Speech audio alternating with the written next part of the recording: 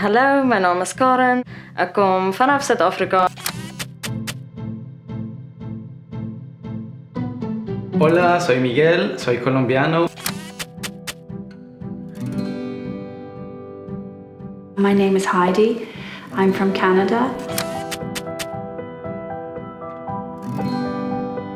Zdravo svima, moje ime je Vladislav Radak, ja dolazim iz Beograda u Srbiji. Hi, my name is Rachel. I am from Singapore. مرحبا، أنا عمر، عمري 27 سنة.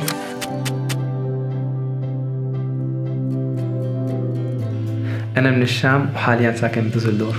I live in Düsseldorf. Živim u Düsseldorfu. And I live in Düsseldorf. Y vivo en Düsseldorf. En ik woon op het ogenblik in Düsseldorf. Düsseldorf, the state capital of North Rhine-Westphalia in the west of Germany. Famous for its alt beers, the River Rhine, a big art and fashion industry, Fortuna Düsseldorf, and its friendly community. The community consists of about 620,000 Düsseldorfer, of which almost a quarter are expats. The most represented nationalities are Turkish, Greek, and Polish, followed by Italian, Syrian, Japanese, Romanian, Chinese, Spanish, Russian, Moroccan, Macedonian, and Croatian citizens. The other 44% of expats living in Düsseldorf are of nationalities from all over the world. In total, there are 95,000 Europeans, 36,000 Asians, 11,000 Africans, 4,500 Americans, and 378 Oceanians living in Düsseldorf. Among those expats are Omar, Rachel, Vladislav, Heidi, Miguel, and Corin. I arrived the 5th of January in 2012. I think it was a snowy or rainy day. It was freezing cold. I still remember the cold. My thoughts were, why are you actually going? I thought actually it was a bit ridiculous that I applied then. But then I was already on the plane and there was no turning back. I was born in South Africa, in Cape Town. I grew up my whole life there until I was 20 years old. I have a family of 5. I have a twin brother and a brother that is 6 years older than me. I went to school in Cape Town as well, in Durbanville. After school, I went to college in Stellenbosch for 2 years and studied tourism. And after that, I went to Germany. I just saw one day a post on Facebook, if you want to be an au pair in Erkrath, outside of Düsseldorf, and take care of 2 boys, then I should apply. And then I applied, and I think 2 months afterwards, I flew to Düsseldorf. And it was a bit scary.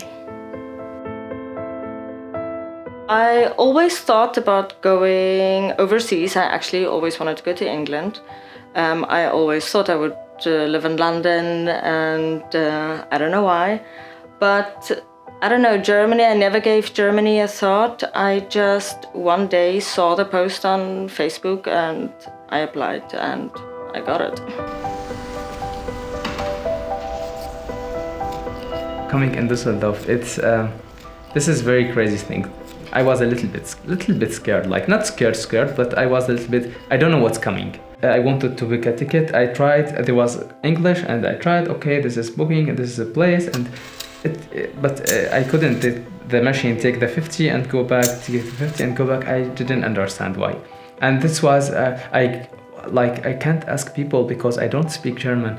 What I read and hear, and this is no possibility. And this was so crazy. Woman came to me and she asked, do you need a help? German. Now I have this I can't, every time when this is so crazy. I didn't ask. She came to me and, do you need a help? And oh my God, this is all what I read was so fake. I was really shocked. This was the first big, like a big explosion in my heart. Oh my God, I remember the day I arrived really well because my partner picked me up from Frankfurt airport and I was on the Autobahn and it was so scary and he was driving so fast and I really kept putting my foot down thinking I was going to do the braking, but he was the one that was driving. And he took me, before we even went to his flat, he took me down to the Rhine and we sat out and had a drink and I thought, oh, this is kind of nice. I like this. It's not the ocean, but it's okay. It's really quite beautiful and everybody was relaxed and having beers and the sun was out and it was a really nice day, for my first day in Düsseldorf and in Germany. I was really excited to be coming back to Europe because I knew this is where I really wanted to live. And I was really excited and full of energy and confidence to start something new. I was born and raised in Canada. I left Canada the first time when I was 19 and I went to Berlin to live with my grandmother. My mother's side are German Jews and my grandmother was still alive, so I went to stay with her and then went back and went to university. And after that, I kind of had a bit of a nomadic life where I was living in the UK. I lived in Israel for a while, I lived in Tokyo. And then I finally kind of settled myself and came back to Germany when I was 35. And I've been here ever since. So I met my ex-partner, who's the father of my son, in Canada. He's really crazy about skiing, and I love skiing as well. So we met in Vancouver skiing.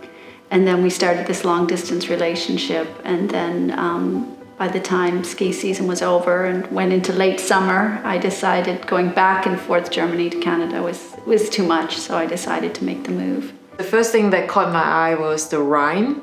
It was very beautiful and I had a slow walk through the old town, which is called Altstadt.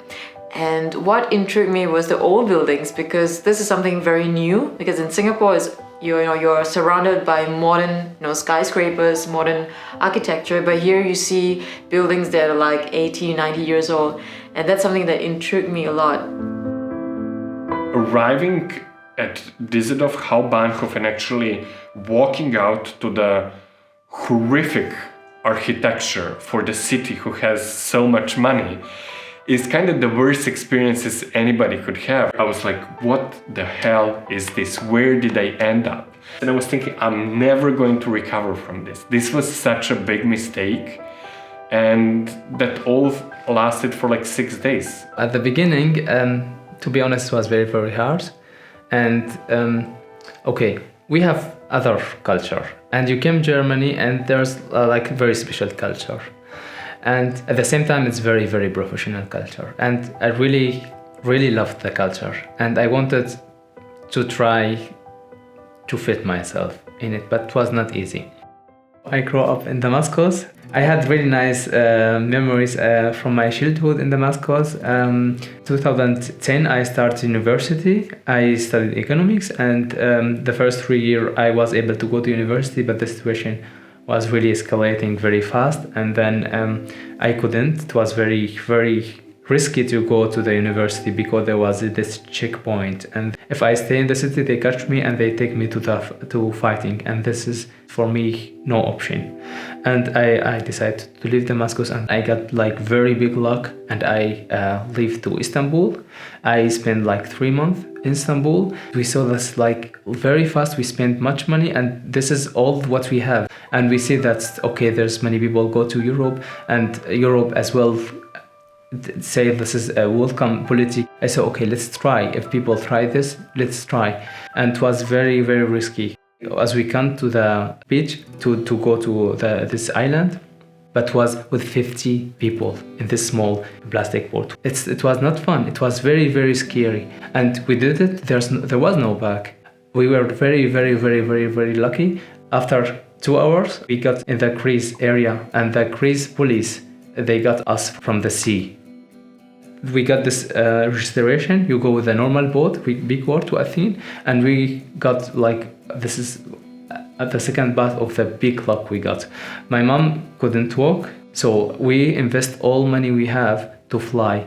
We fly to Denmark, and then we came to Germany. Of course, the first thing is the language barrier. It's difficult, and then you have to try to understand the culture here. Not just the culture that we see, but the culture which is not so evident. So the values and the morals and the rules and the way things are done. And that took some time, and there was some resistance in that, but then I've realized that's part of the adaptation process. It's like a house. You're never going to have a house 100% ready. You're always going to have a house, in the best case scenario, 90% ready. So it's always a process, but it's a good one. It's fun. I'm Colombian from Bogota. That's the capital. I studied there my entire life, 22 years. I did my bachelor degree. My parents are there. Some of my good friends are there. All my basic formation was from there. My religion, my morals, everything is like based on the Latin culture.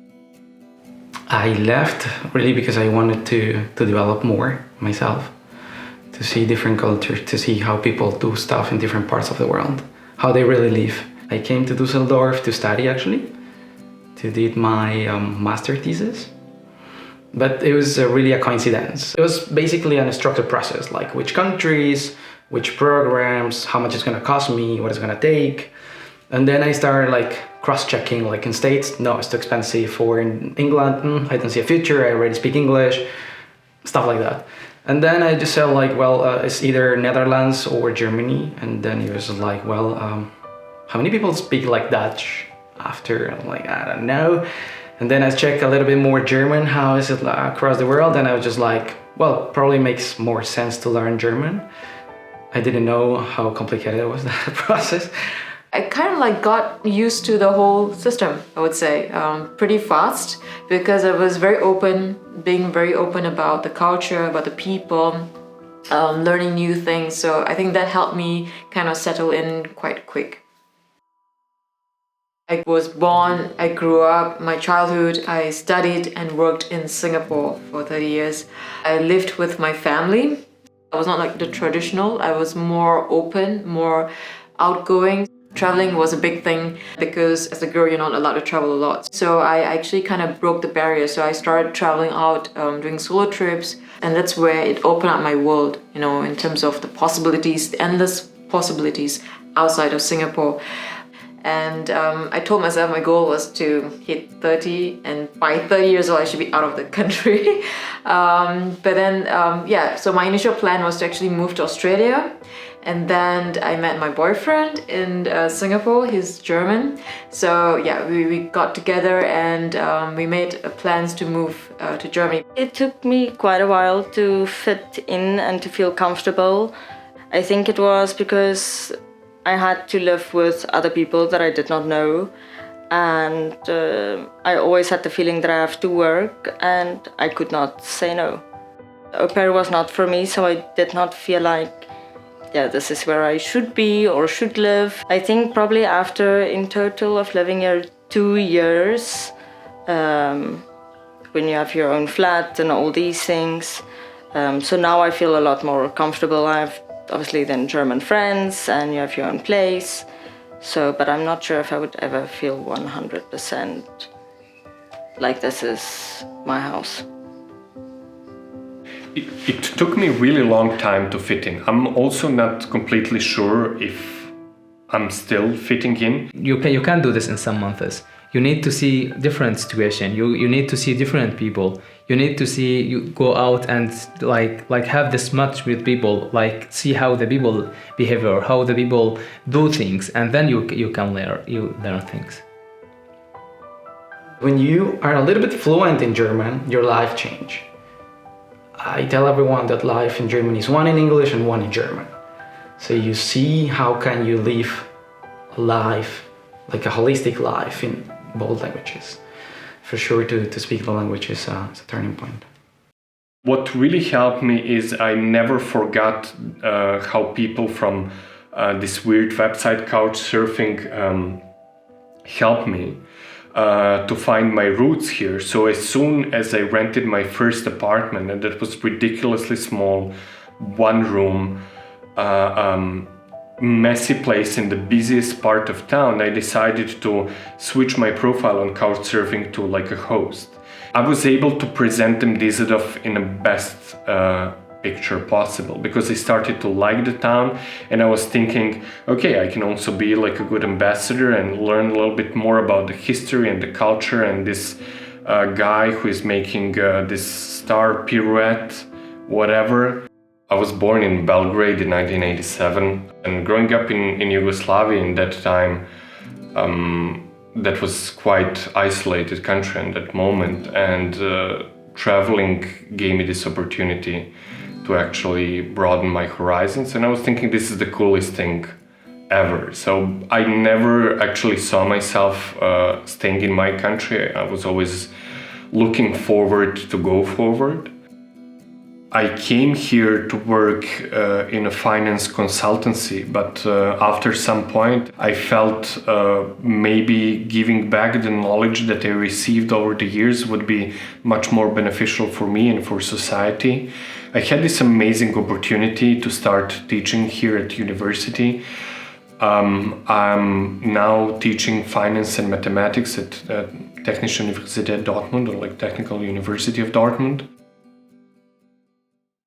In the process of settling in, there are two key moments.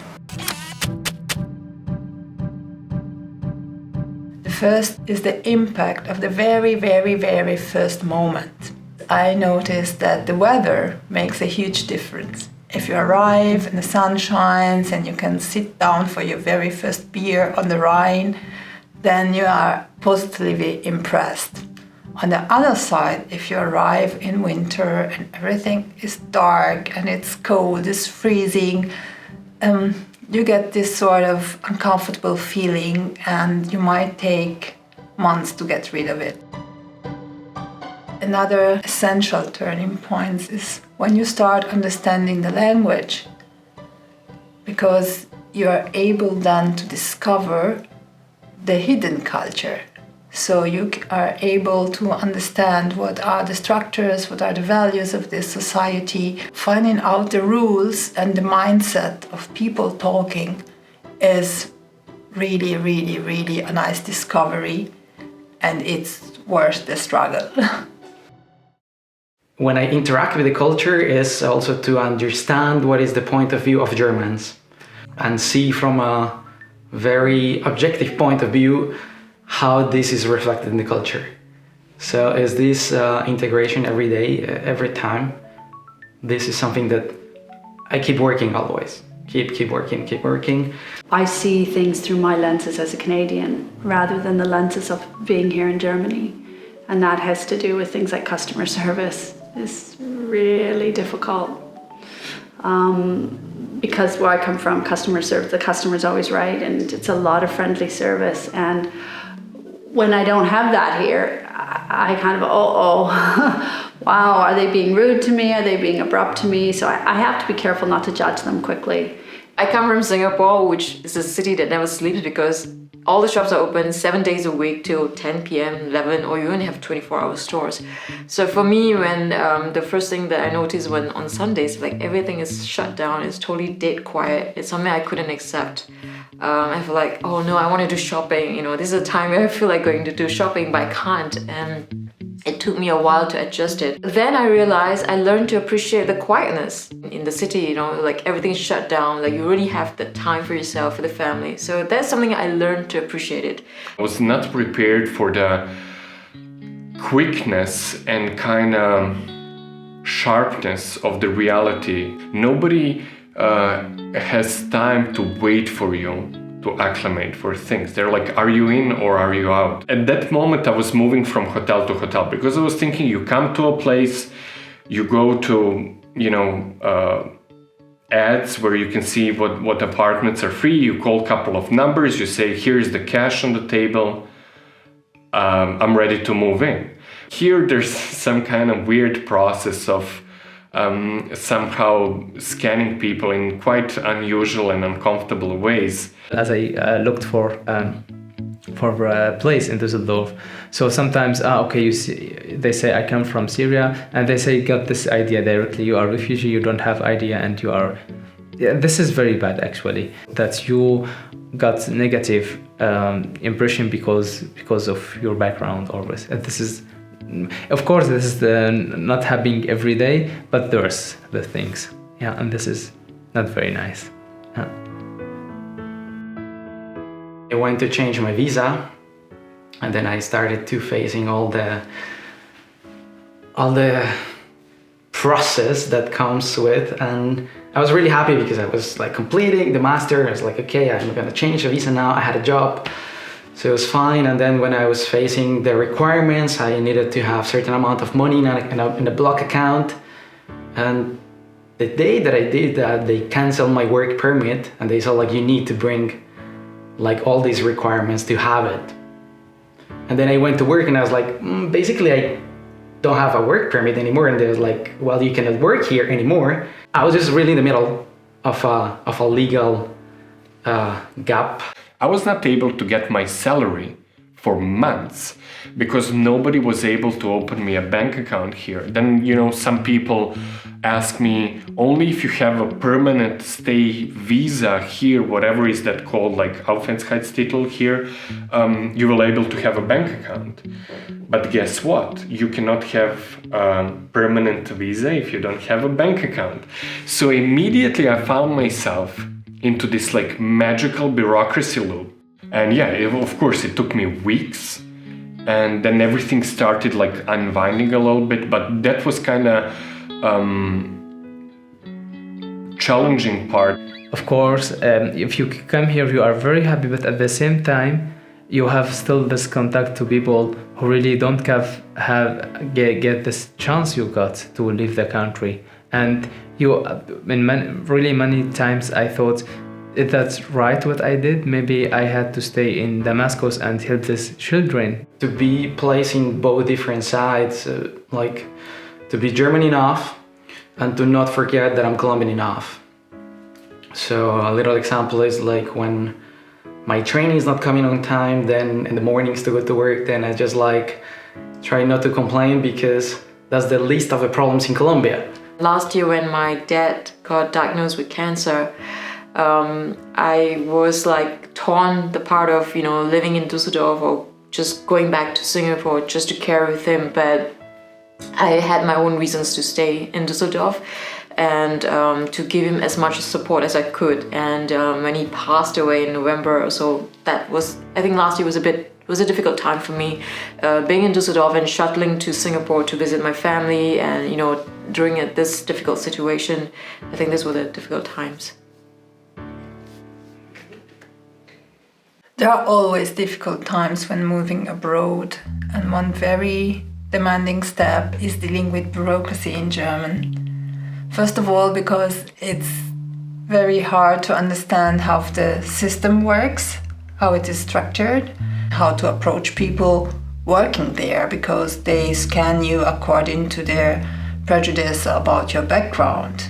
So it's not easy at all. It's a different word. And it works differently, but it works.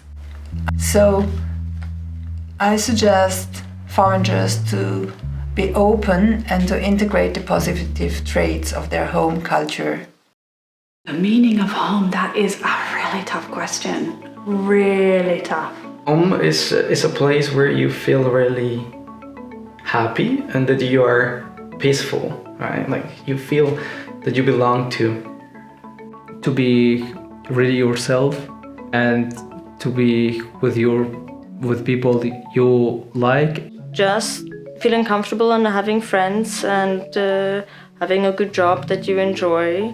Where you create the connections, where you feel like you have people around you. I think that's very important, whether you have a family, your friends, your career, inspirations. Where my books are, second where my piano is, and third where my storyboards are. Where you feel good, where you're living works well with you and makes you feel happy and safe. I feel very, very comfortable. I feel like this Düsseldorf, this very worthy place where I can really grow up and can be creative. I can leave this bad negative things and feeling, and you feel like everyone in Düsseldorf. But I don't feel that I can feel home anywhere. I can't let me like feel home again because I'm not sure if I can stay here or if I will leave. That will be very hurting. So this is why I think I balance myself that I don't feel home anywhere. I can't feel home. I wish I could feel home. Right now here is my home because this is where my husband is and my son is here, and our life and memories and our experiences are here, and so this is our home right here. I'm like in between, like yes and no. This is obviously my house or my home because when I go to South Africa, then eventually I'm also again happy to come back. But yeah, I'm also sad to leave. So yeah, I would say it does feel like my home. When I flew back to Singapore for Christmas, the moment I arrived at the airport, I still remember this feeling. I was feeling so down, like completely, like I felt like I left a part of me somewhere, and I just couldn't describe the feeling. Of course it was a joyous occasion, you know, I'm going to visit my family, I'm going to spend the Christmas with my family. I was definitely feeling happy, but somehow I felt lost. Like when I arrived back in Singapore, I just felt completely lost, and it took me a few days to build up my mood. And then I was trying to figure out what is going on, like why am I feeling this way, or why was I feeling this way? And then when it came the time for me to pack up my bag to get back to Düsseldorf, I was so happy and I was like really looking forward. And for me now, I feel like this is the place where I call home, Düsseldorf. Yeah. The point where I actually felt that Düsseldorf is my home was quite spontaneous one that I actually didn't expect. I took a train to Düsseldorf, and it's a midway between Dortmund and Düsseldorf. I looked through the window and then I realized like, okay, we already passed Bochum and Essen, and I was like, okay, in 30 minutes I will be home. So yeah, that it was not like magic moment, it was quite like just like a line. Okay, I'm going to be home. It's part of me now, and after such a long time, even if I change city, it's gonna be part of me. Yeah, very important part of me. I've been building here so many stories that this is part of a place that you call home. Here is small enough just to have everything what you want, but it's big enough to not be bored. So you have football events, concerts, theater, you have jazz, you have barbecues, you have friends, you have sports. So you can have lots of activities, and that's something that I really like. This city is one of the rarest cities on planet that can actually in the moment become whatever you want, that can be busy and relaxing at the same time, and it only depends on you which switches are you going to turn on and which switches are you going to turn off. This is a city that gives you that freedom. In my culture, people very taking care how the people look at me. Okay, you are, for example, old, you are not allowed to have a red t-shirt. But in Düsseldorf, people don't care. If you have a costume, if you don't have costume, this is like every person can decide what he do or what he wear or what he think. This is very, very amazing in Düsseldorf. The people in Düsseldorf are very friendly. Because before I moved to Düsseldorf, actually I grew up with this perception in Singapore that Germans are very rigid and not very friendly. But when I arrived here, I could see that people are so open to talking to you. Even though I don't speak German very fluently, but there are a lot of like local, even old people, they come and talk to you. The connectivity is awesome one as well. You can go almost everywhere by every single means of transportation, and if you live far in Düsseldorf and you need to go cycling, it's 20 minutes. So if someone tells you like, live in the other corner of Düsseldorf and it's 20 minutes, it's like really Overcastle or something. The whole thing with the bike culture is the best. It really is, the bike path and cycling to work, throwing my backpack in my basket or my laptop and then just cycling. It's really wonderful, really refreshing. I really enjoy that. I love Düsseldorf because of the Rhine River. I love to sit at Oberkassel side, right next to the river, basically with my feet in the water. You look towards Altstadt and you can see all the people on the steps. Of course, famous Rheintreppen. I like to get some alcohol there and watch the sunset. I think it's quite it doesn't even need description.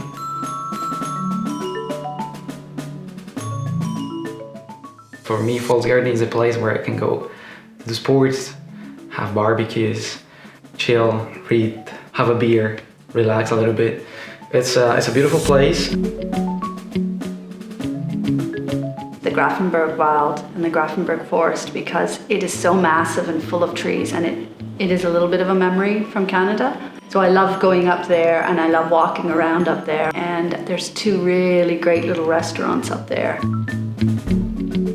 The empanadas is a beautiful place too because it's Colombian and it really tastes like Colombian, right? So it's something that every time I feel like a Colombian empanada, that's the place that connects me with home a little bit. This is from my childhood. There was a cartoon. There was the good area and the bad area, and in the middle there was like a big tower. And as I came first time to Düsseldorf, I saw this tower, the Rheinturm, and I saw, oh, this is like the kids. This is like if you see this place, you are in safe area.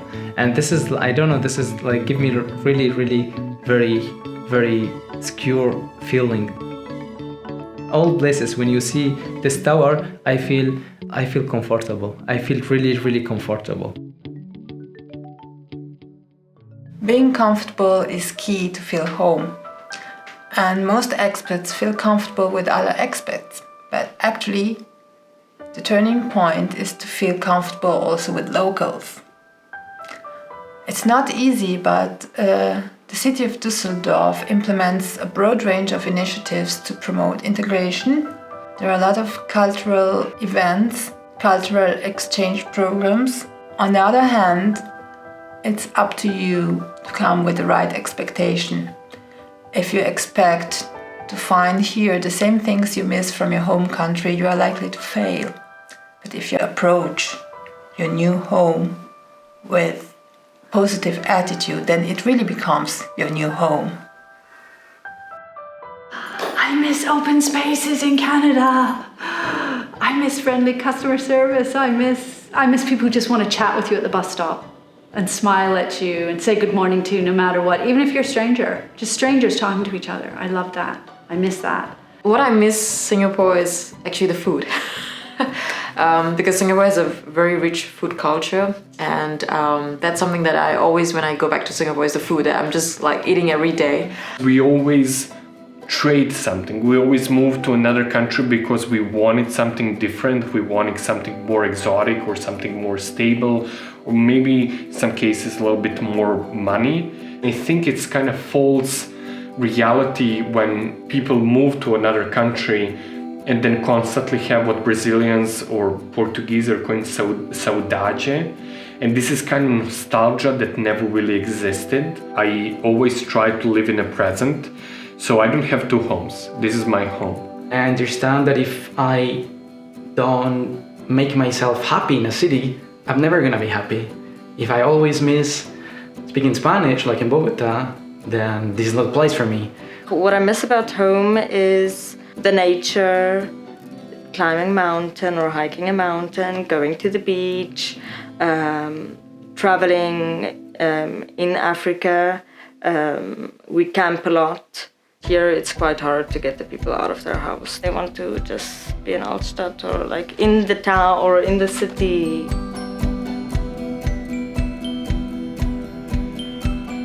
I wish myself sometimes to have the time machine, to go back like to the time before the war. I have considered moving back before. I think about it a lot, but it just goes through my mind. I would actually love to live there, like 6 months here, 6 months there.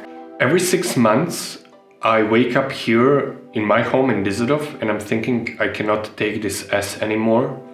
There's always some reality that kind of strikes me that I'm thinking it's totally not worth it, especially when I feel like a second-class citizen. That feeling lasts for 45 minutes. For me, this is a journey. And to go back to Bogota without fulfilling the complete goal of the journey will be like losing a little bit. I still feel that I need to have more stuff, like as I said, to speak better German, to understand better the culture, to see more, to explore more, to keep developing. So for me to go back there would be like to go back to a chapter of a book that I already read. If I look at myself in the future, I don't see myself moving back to Singapore because for me, for now, the way I feel like this is my home, this is where I belong to. Now at this time, I never think coming back. Some country, some town, some place, some beach needs to offer me much more and to be really seductive for me to say like, okay, pack your bags from Schützenstraße and we're expecting you here. So I kind of love it here and this is my new home, definitely.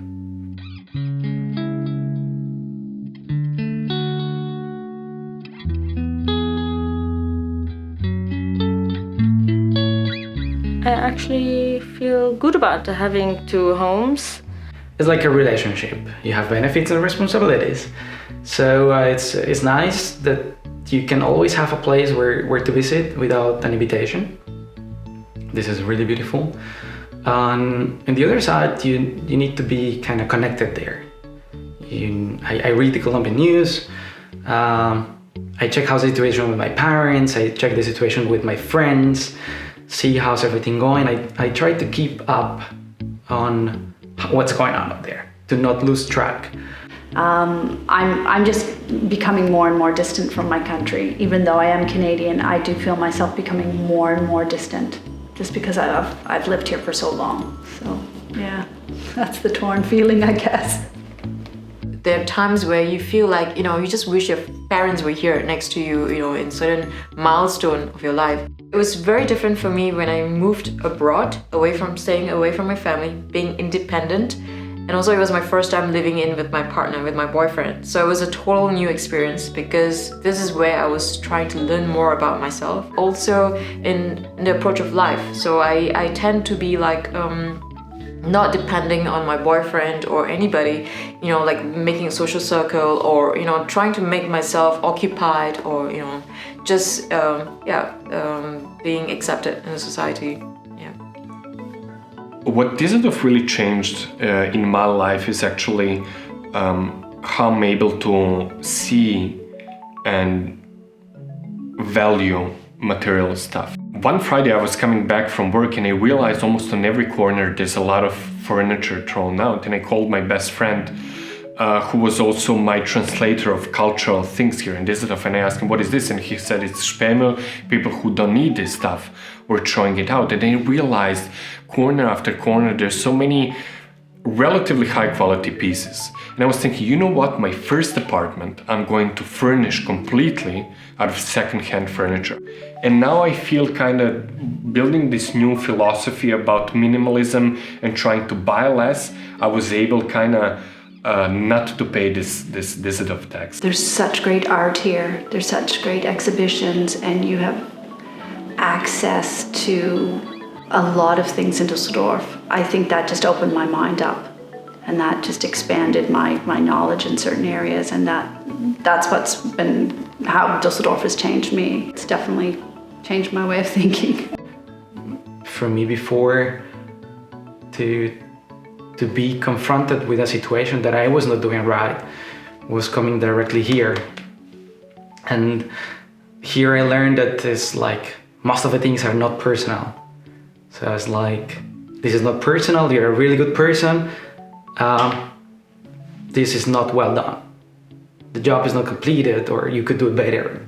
So this is something that I really appreciate because it has been helping me to be better. This is the place where all the culture and countries and people from all the world, they're coming here, and you see many faces, many thinkers, many cultures, and this is what I really love in Düsseldorf, and this is what Düsseldorf changed me to feel like feel yourself and do what would you like to do.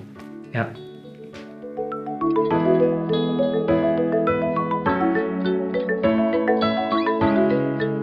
I hope the city will be more internationally friendly with the people that are not able to speak German or that are not well connected or that had less possibilities, or that had like a harder time to come here, and to integrate everyone. I feel torn about the wage gap here. I feel torn about explicit split of the society. I have amazing friends on both sides, and standing in the middle, I would like those two entities to kind of melt together and to have their own conversation. I wished myself to achieve more things in Düsseldorf, to do something for the city, to have this feeling again that you are doing something. The people in the city need you. You have achieved something, and you can bring this to other people. I would love to open maybe my own kita or kindergarten one day. This is actually why I started to study to work with children, is to open my own thing, because I don't want to work the rest of my life for someone. And I know that Düsseldorf or Germany, they are in need of kitas and staff, so I think it would be a good opportunity to do it here. Due to globalization, everybody's moving abroad, and I think maybe to be a role model to some women out there who has never moved abroad, and where I could share my story to inspire them. I just hope for the future that even though now like globalization is going to change, we remain kind to each other and avoid really judging the other, but more like understanding how cultural differences make us one.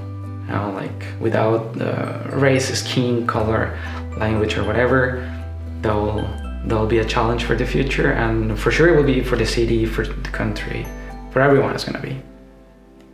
So that's what I think.